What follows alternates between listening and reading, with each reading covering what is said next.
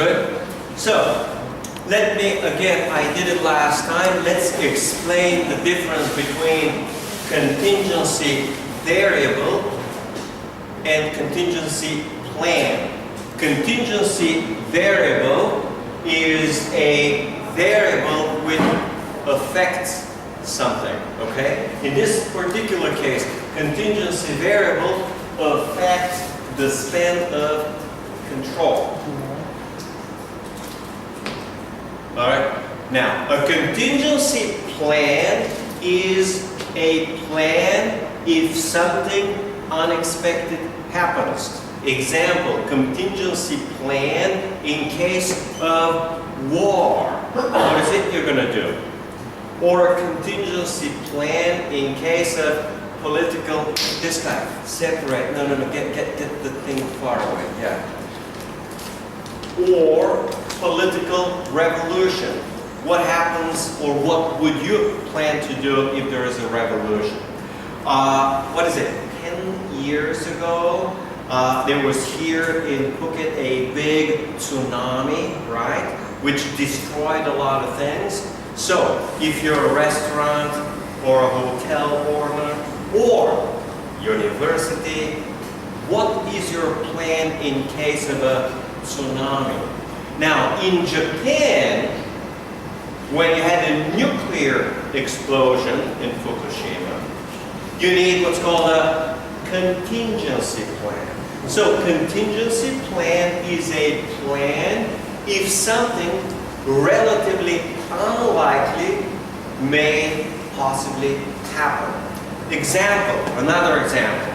You may get a banking crisis. I'm not saying you will, but there is a possibility there is a banking crisis. And all banks shut down. You go ATM, ATMs don't work. You go to withdraw your money, doesn't work. What do you do? Another type of contingency planning could be any kind of natural or man-made disaster, and you don't have electricity. All right? So what is it you're going to do for 2 days without electricity? Well, without electricity is okay. What about without water for 2 days? Or for 1 week, no water, okay? So you have to, all of these are contingency plans. War, natural disaster, all of these things. Here we talk about contingency variable. And contingency variable is how this particular variable affects something else. In this case, span of control. So the first contingency variable is called employee training. And I think I discussed last time, if employees are better trained, usually you can increase the span. So if you have good, well-trained employees, a manager can manage 10 or even 15 of them. On the other hand, if they're not well-trained, if they're not well-experienced, maybe you can manage only 3 or 5. So the span of control gets wider with training and experience. Next, similarity of tasks. If tasks are relatively similar, employees could possibly help each other. So you can manage more people with very similar tasks. On the other hand, task complexity is the opposite. If the task is more and more complex and more tricky and more difficult, for example, architecture or airplane design, or sometimes even software design. If it's very complicated, you will have a relatively narrow span. So simplicity and similarity makes for a wide span, and complexity makes for a narrow span. Location of employees, I think I covered last time. If everyone's located in the same room, very easy to manage. So you can manage more people. If they're located in the same building, it's still relatively easy to manage. If they're located in the same city, somewhat more complicated. But finally, if they're in different cities, things get very complicated. Even more complicated when they're located in many different countries. So the closer they are and the more compact they are, the more people you can manage and the wider the span of control. The opposite, the more dispersed they are around different cities, offices, and countries, the narrower the span of control. Next one is use of standardized procedures. If you have many standard or standardized procedures, and every employee knows the standardized procedures, you can have a wider span of control. So standardized is very similar to complexity. Standardized, yeah, if you have to issue a checkbook, you do this, this, this, and this. You got specific steps. I last time discussed, if you got to issue a work permit, the step is this, this, this, this, and this. So you got a very clear standardized procedure. The span is wider. Wider means a larger number of employees could be managed. If the procedures are non-standard, it has to be necessarily narrow. And finally, sophistication of management information systems. If the management information systems, sometimes called MIS, if the MIS is fairly sophisticated, you can possibly manage more people. If it's not sophisticated, you manage less people. All right, let's see what's next. Centralization means the level or the organizational level to which decisions are made. Centralized means decisions are made close to the top. So they have, we say them, at the upper levels of the organization. Decentralization is made close to the bottom, which is at the lower. So lower level managers provide input and sometimes actually make decisions. Examples will be, let's say, a hotel chain. A hotel chain, maybe of 20 or 100 hotels, may have a highly centralized decision-making system where most decisions are made right at the top in headquarters. Or it may be highly decentralized. They have a hotel manager managing on the spot at the location, and the hotel manager is the big boss making all decisions about investments, about hiring, firing, marketing, and everything else. So you may have very different structures depending on how they want to organize the business. Formalization. I think I discussed last time, formalization is about rules, procedures, requirements, and paperwork. Eastern universities in Asia are relatively formalized. Universities in the West are relatively less informal. They want, give us the paperwork, give us the course plan, tell us what is it you're doing. We want to review your midterm exam. We want to see what's the final. Give us 10 finals. We want to check that you're grading the exams honestly. All of this is highly formalized, where they have rules, regulations. Last time I discussed here in class about exams. Here they say, oh, the exam will be done on this week, whether you like it or not. Okay, it doesn't matter if you like it or not. These are the rules. What's the next rule? Everyone has to work alone. Another rule, and you have them on the door here. Another rule, students cannot use whatever unless it is explicitly allowed. Another rule, the exam cannot be shorter than 2 hours and no longer than 3 hours, all right? Well, what's my response to this? My response is, well, I've been doing this for 15 or 16 years in many different countries and in many different universities, right? And I don't need a bureaucrat to tell me the exact length of the exam, all right? Then I can judge based on 15 years of experience as a professor and about, let's say, 11 years, 10 years as a student, right?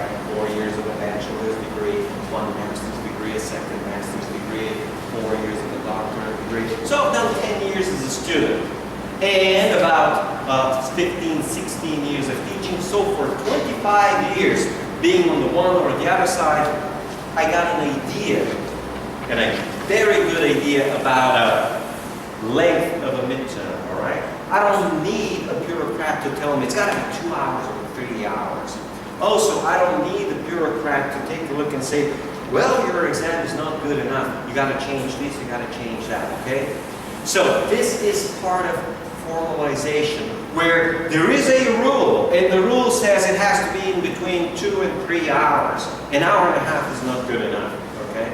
Another rule says we have to review the exam up front, okay? And that's all part of formalization, okay? So all of this. And again, formalization is again, in essence, making things the same, making things uniform, okay? Formalization is about requiring documents, requiring paperwork, requiring reports, okay? Every week you gotta say what's happened. Requiring feedback, okay? And sometimes Western management says, look, we don't need any of this stuff unless there's an obvious problem. If there's no problem, we don't need all this paperwork and everything else, all right? Example will be, you got 2 or 3 universities all competing, okay? So if something's not right within the university, students will start moving to the other university. Same thing with the local restaurant, same thing with the local hotel, same thing with the next tablet or any other product.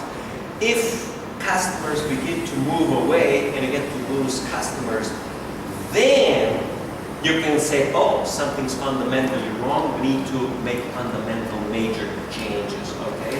And the changes usually don't require rules, regulations. You just see who's doing a good job, who's doing a bad job. And then those doing a bad job gotta go out, okay? And that's the way. Same thing for businesses.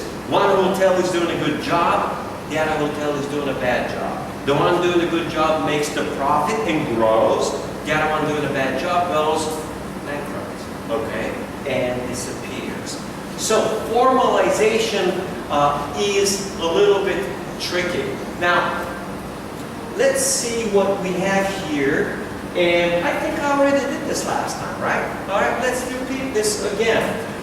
Formalization is very, very, very common in a mechanistic organization.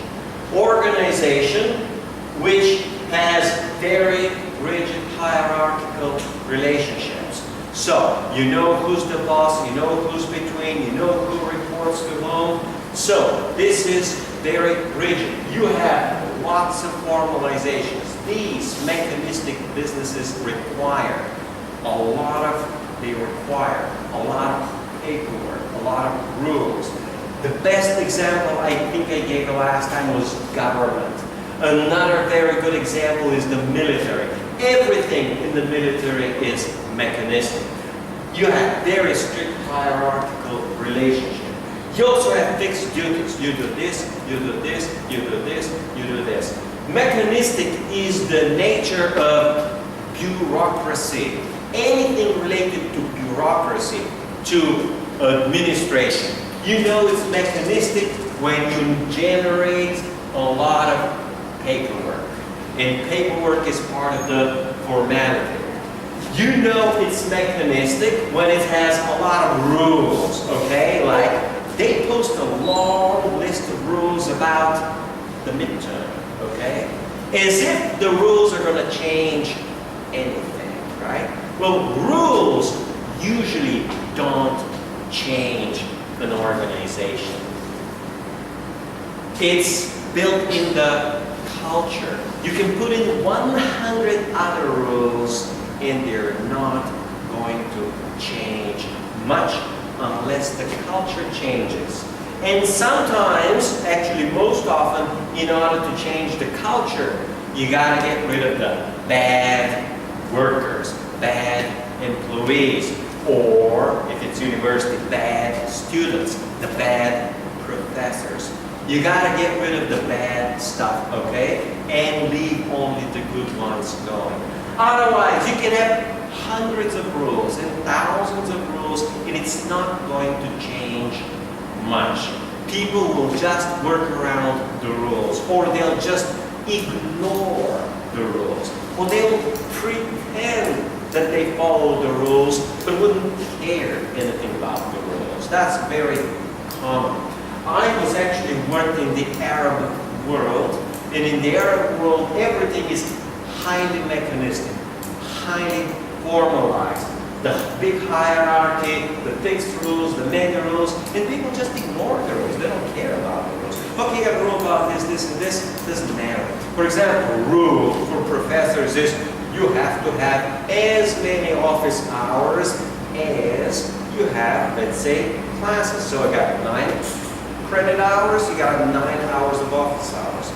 You put them on the door, but you don't go in the office, okay? So, is there a rule for 9 hours? Yes.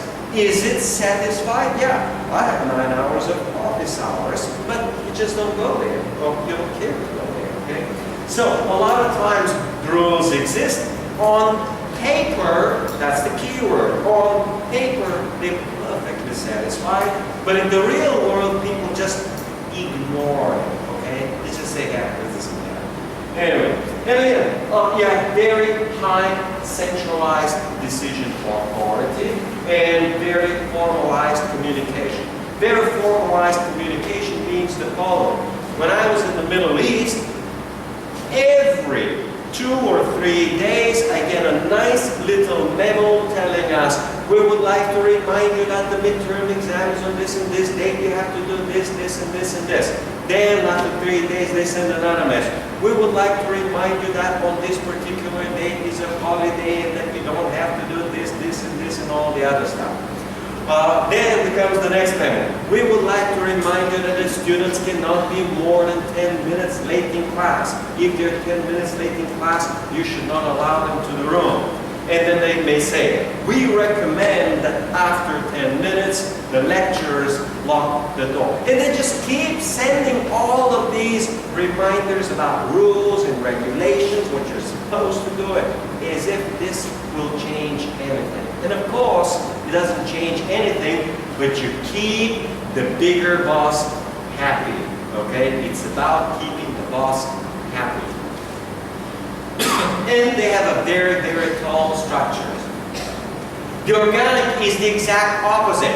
It's perfectly flexible. It is adaptable. The key word is adaptable. When there is a major change, when there is a major uncertainty, the organic can easily respond to whether it's market changes or political changes. In general, we say environmental changes, changes to the external environment. They're very collaborative. People from different departments work all the time. You have adaptable duties. Now you do this, then you do that, then you do this. Okay, you're going to do these two. Okay, work half-time for accounting, or okay, we're going to lend you to the accounting department. So for the next 2 weeks, you work on a project in the accounting department, see how it goes, and after 2 weeks, come back to work to us. All right? Very few rules. People should be well-trained, intelligent, and good working. We call them conscientious workers. They know what's good, they know what's right, and they know what they should be doing, and they just do it. You see the same thing with students. We got about 15 students here who are very good, very conscientious. you know what you're supposed to do, you do it well, and hopefully, or presumably, you get good grades. And the other 20 students, they don't come to class, they don't care, they write garbage on the exam, most of them actually fail, okay? So, few rules. Informal communication. Informal communication is you meet in the corridors. Hey, make sure that whatever, you don't have need to send, it's called a memo. Memo stands short for memorandum, where the top or administration tells other workers what to do or what not to do. And highly decentralized. Decentralized means you decide when to come to work. For example, when I was working in a corporation, hey boss, can I come 1 hour late and leave 1 hour late for work? So that I don't have all the traffic jams at 8:30 in the morning. By 9:20, most of the traffic, it's called rush hour, is gone, and I can come a lot easier and quickly at 9:30. Or sometimes come 7 or 7:30 in the morning. He says, yeah, no problem. If you want to come 1 hour early or come 1 hour late, doesn't bother me. If you come 1 hour early, just send me a little email and say, hey, I'm coming early today, I'm going to leave early today. Then that's what it is. I say, hey boss, I came this morning at 7 o'clock, I'm going to leave early today. Just a short email. And that's everything there is. So when he comes, he knows what's going on. And if I'm gone at 5 o'clock, he knows that I came very early this morning to work. Okay? And relatively flatter structure. All right, so organic has the meaning of highly adaptable organism. Humans, in general, are adaptable. In the world, as Charles Darwin is explaining, is that only those organisms which are adaptable survive. Okay, it's not survival of the fittest, as most people incorrectly believe. It's not about the fittest. It's not about the fact the guy with the biggest muscles or the biggest, fastest running. It's the most adjustable, the most adaptable. If suddenly there is a change in weather, okay, or if suddenly there's a natural disaster, who's the one who's going to survive? Or if suddenly there is some kind of a poisoning going on, or there's some kind of a bad environmental disaster. So in Japan, you got huge radiation that's going to kill most of the population in the next 10 or 20 years. Probably 50 to 90% of the people will be terribly sick. Most likely, most of the children born there will be born with major defects. And only those that are adaptable to change, in this case to the nuclear environment, will be the ones to survive. Also, those adaptable who have the money, the culture, the education, or plain brains to say, this is going to cost my life, I'm getting out of Japan, okay? So those who are smart enough and have the resources to actually get out of the country and stay not 100 kilometers, but maybe 500 or 1,000 or 2,000, these are the ones who will survive. Because in cases like this, it's perfectly normal, or we call it natural, that every living thing in particular diameter, everything dies, okay? And that's very likely going to happen, not next year, but the next 20 to 50 years as the radiation accumulates. So it's adaptability which is key to the survival of organisms and many businesses. Usually, we like to think that the organic business is the one that survives more commonly. And in change of uncertainty and major dynamic environments, these businesses don't survive. Usually, they usually die. All right, strategy and structure. Let's see, what is this? Oh yeah, size. If a business is relatively small, it has the nature of being more organic. As businesses grow and become bigger and bigger and bigger, they usually tend to be more mechanistic. All right? The biggest organization in any country is the government. And the government is highly mechanistic, maybe with 9, maybe with 11 levels of management, and we call it bureaucracy. It's got a lot of paperwork, a lot of rules, a lot of regulations, okay? The next one will be the army, and the military will be, of course, huge, a lot of times 1 million or many millions of soldiers, and it's going to be highly mechanistic in nature. And then you got all of those institutions related to the government.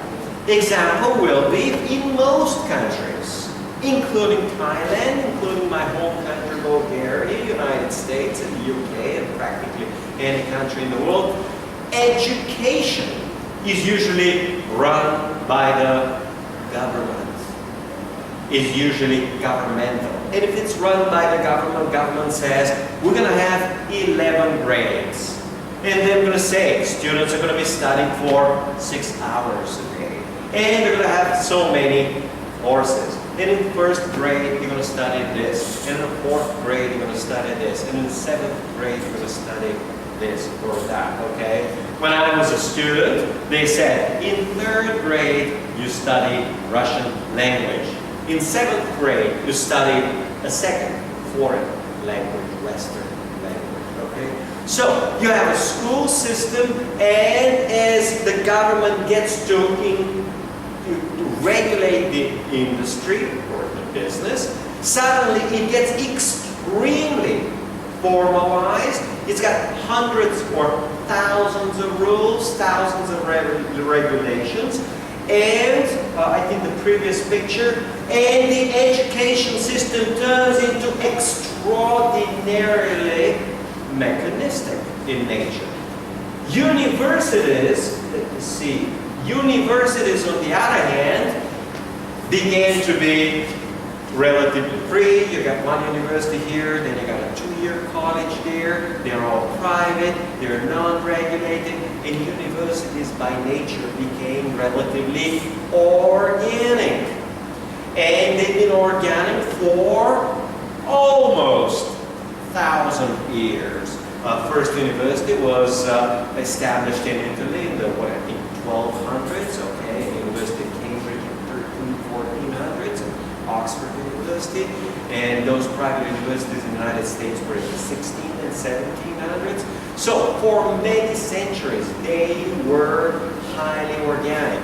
And as the government begins to regulate the higher education, finance the higher education, it introduces more rules, more regulations, and it converts a highly organic institution into a very, very mechanistic.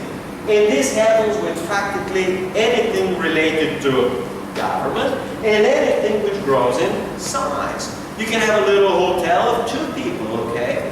And it's husband and wife. Do you have any rules? Practically no. You got 3 people. The son joins in. Practically no rules. 4 people, no rules. Now, you hire a maid. You need a simple rule. You come in the morning at this time, you leave at that time, okay? Then, you have 2 maids, 3 maids, the hotel grows, and suddenly, you get to hire more people. Oh, now you need accounting.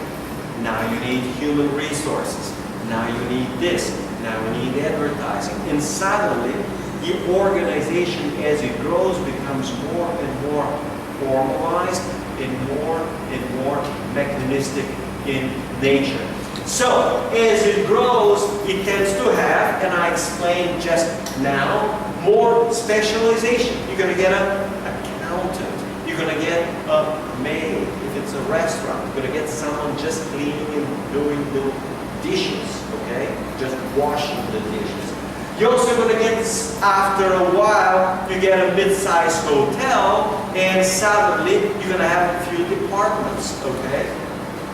Soon enough, it's going to get centralized. You got yourself a one hotel, you got a second hotel, you got a third hotel, and you begin to get more and more centralization. So size promotes all of these: specialization, deprivation, centralization, and suddenly you get more rooms inside. And the bigger the organization, the more you get of these elements of structure. Remember, we began with 6 elements of structure. You get more of these, okay? And the more you have these elements of structure, the more mechanistic in nature it is the business in nature. All right, what about technology?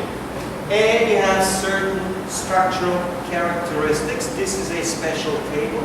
It's a little tricky because it's not as clear, it's not as easy. But let's give you a simple rule. If what you are producing is relatively unique in nature, and every product is a little bit different from the first one, then you have relatively organic type of business. For example, I got a tailor, and if the tailor is doing one costume for you and a different costume for a second person, and for someone, another one. So if it is relatively custom made, then you will have relatively organic structure. On the other hand, if it's mass produced, you produce 10,000 of these shirts, okay? You're going to have a very high specialization. So you produce 10,000 or 100,000, okay? You're going to have maybe 20 tailors on a line. You're going to have separately someone doing the assembly line. You're going to have separately someone maintaining the sewing machine. You got some machine, someone maintaining the machine, someone maintaining the equipment. You're going to have separately someone in accounting. You're going to have separately someone in HR. You're going to have separately someone who's looking at all of those tailors. So as you increase the size and make the product more uniform, you're going to have more and more and more will be mechanistic in nature. Example where things are highly mechanistic in nature in the food industry is McDonald's. In McDonald's, you do a hamburger this, and this way. You do this, and this way. Everything in McDonald's is rules, procedures. You do this, you do this, you do this. This is done for 3 minutes and 30 seconds. This is done for 2 minutes and 20 seconds. For this, you know, for the French fries, you put them only for 1 minute. All the other things. So, as you have more and more uniform product, you will have more mechanistic nature, and you will have more specialization.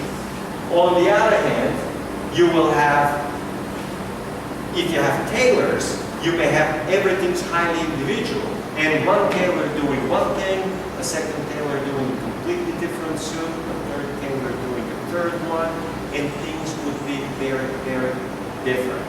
Okay? So, and they have here, if it's that's the key word, unit production. Unit production is what I've been calling so far customized. Customized meaning suits specifically for the customer. A suit specific to the customer. Customized could be shoes. Customized could be anything. A customized meal. When you order, say, hey, I want this and this meal, but please, no hot chili peppers, okay? Don't make it very hot, very spicy. That's customized, okay? McDonald's, you don't have this choice sometimes.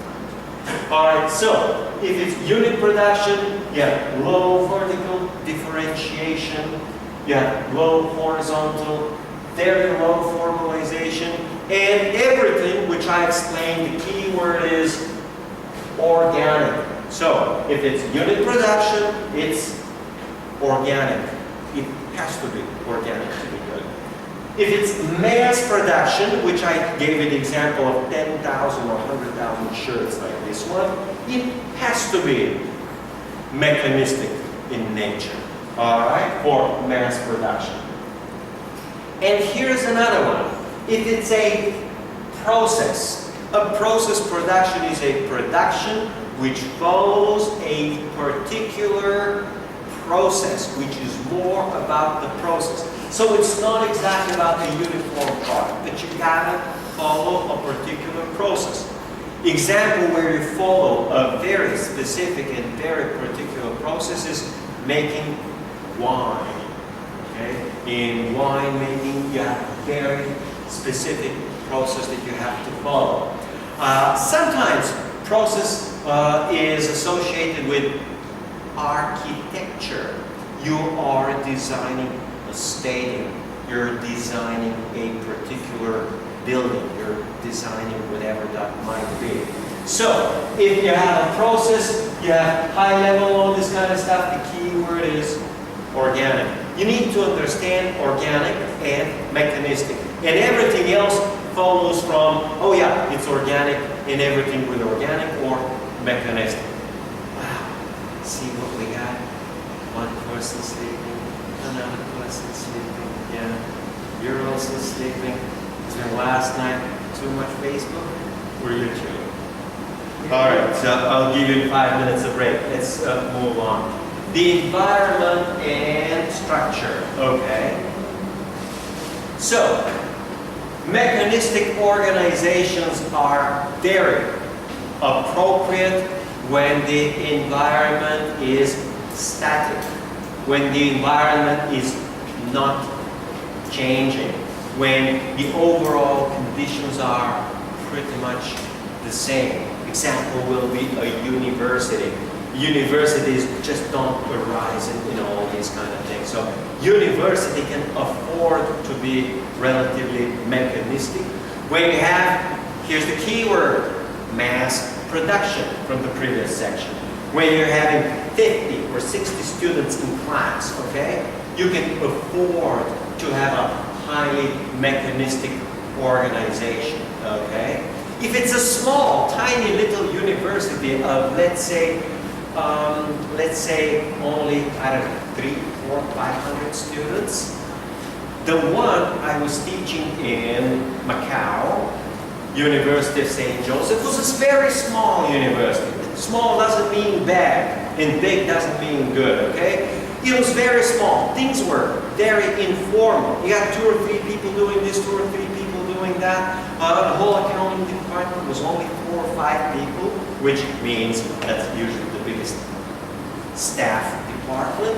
And things were highly informal. They just tell you this and they just tell you that and all the other things. There's not too much. So the point is, a very small university could be relatively organic in nature, and a large university could be relatively mechanistic.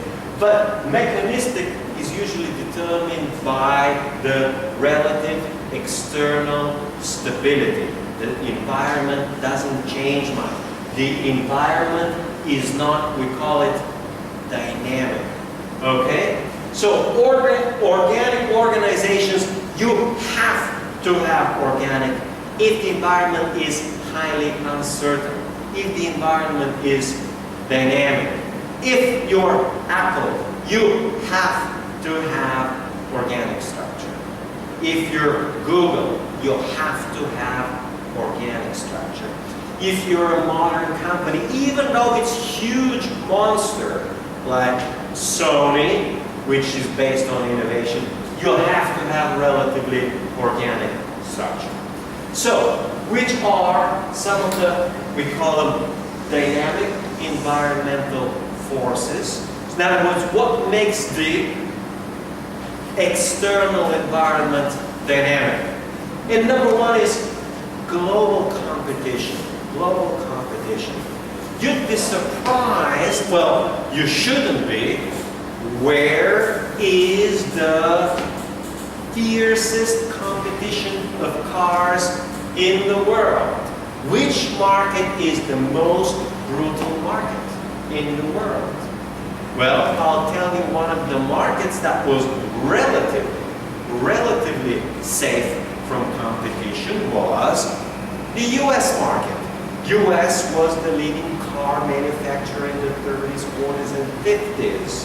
And it's in the 60s, especially in the early 70s, oil prices began to rise and American big cars were not competitive. Little Japanese cars began to move in and take over, steal the market. Well, guess what? Americans decided to protect their internal car market and to protect their manufacturers. And as they were protecting their manufacturers, Japanese cars were improving and American cars were going bad. To the point where as they were more and more and more protective, the quality went lower and lower and lower and lower. Surprisingly, the most competitive market about cars in the world is Germany. It's the most brutal, the most fierce. You got competition from everywhere. American cars, French cars. When it comes to specialty cars, Italians like Ferrari, Lamborghini, all right?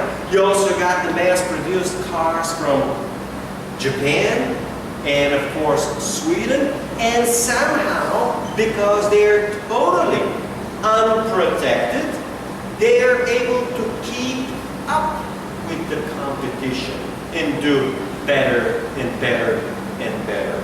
Okay? So, global competition is very important, and the more you protect your own industry from global competition, the worse it gets, okay? Because it's protected, doesn't have the pressure from outside.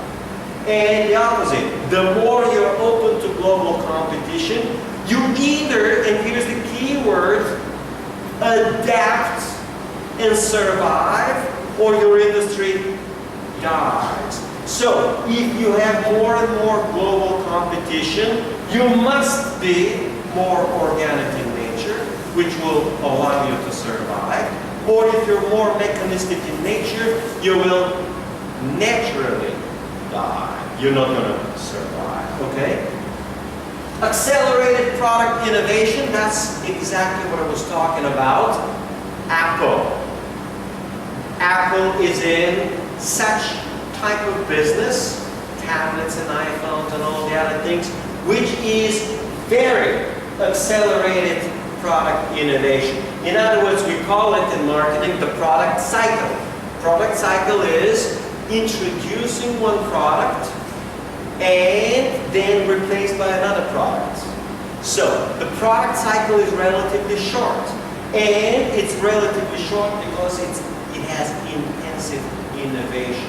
So where too much innovation and the product cycle is short, in other words, you got accelerated, fast product innovation, you have to have an organic structure. You have to be adaptable.